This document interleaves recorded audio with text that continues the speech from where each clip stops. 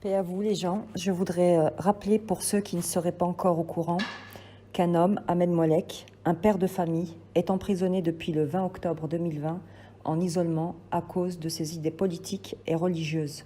Je rappelle que la liberté d'opinion est une liberté fondamentale affirmée en France dès la Déclaration des droits de l'homme et du citoyen de 1789 qui énonce en son article 10 « Nul ne doit être inquiété pour ses opinions, même religieuses ». Beaucoup de gens connaissent Ahmed et peu dénoncent cette injustice. Pourtant, lui a soutenu des gens avec qui il n'était pas du tout d'accord. Et il ne s'est pas réjoui non plus de ce qui leur était arrivé.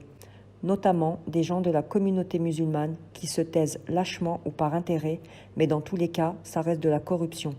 Et je ne citerai pas de nom, je les laisse avec leur bonne conscience. Où êtes-vous, gens de peu de foi? Dieu ne dit-il pas de combattre l'injustice là où elle se trouve? Aujourd'hui, c'est lui, demain, ce sera vous.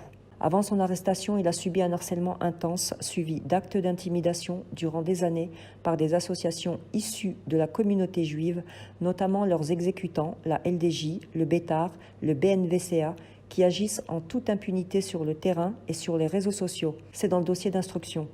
Il pousse aussi des gens de la communauté dite musulmane à faire le sale boulot et ont divulgué publiquement son adresse. C'est aussi dans le dossier d'instruction. Suite à cela, il a effectivement été menacé d'agression physique et d'égorgement, preuve d'enregistrement à l'appui, que nous diffuserons sur ce groupe Facebook que je mettrai en lien, et divers comptes pour faire éclater la vérité.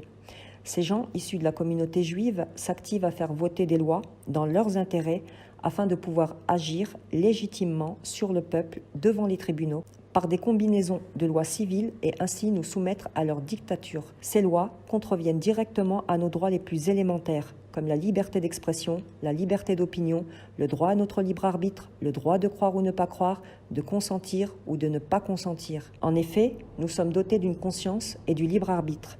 Nous disons que le jugement appartient au Dieu suprême et que c'est lui que chaque être humain devrait craindre. Psaume 34, 10 « Craignez l'Éternel, vous ses saints, car rien ne manque à ceux qui le craignent. » Ahmed est un homme qui appelle à la paix.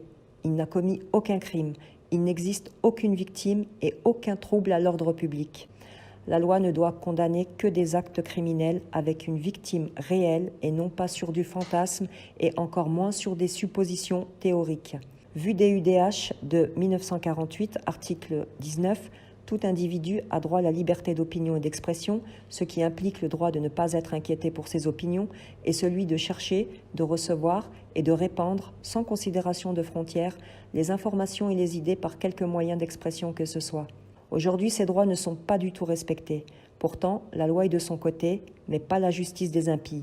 Vu la DDHC de 1793, l'article 13, tout homme étant présumé innocent jusqu'à ce qu'il ait été déclaré coupable. S'il est jugé indispensable de l'arrêter, toute rigueur qui ne serait pas nécessaire pour s'assurer de sa personne doit être sévèrement réprimée par la loi.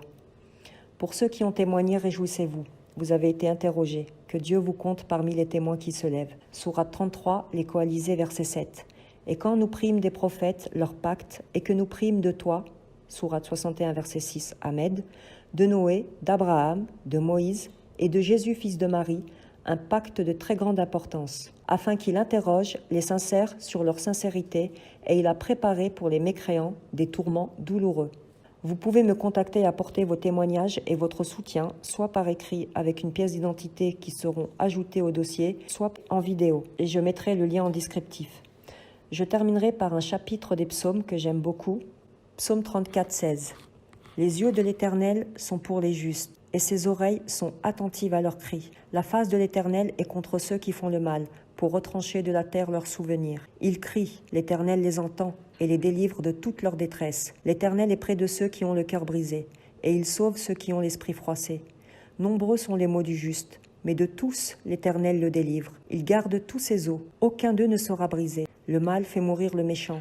Et ceux qui haïssent le juste sont sous la condamnation. L'Éternel rachète l'âme de ses serviteurs, et aucun de ceux qui l'ont pour refuge ne sera condamné. Paix à tous ceux qui sont épris de justice et de vérité, car c'est à ceux-là que Dieu a promis la victoire prochaine.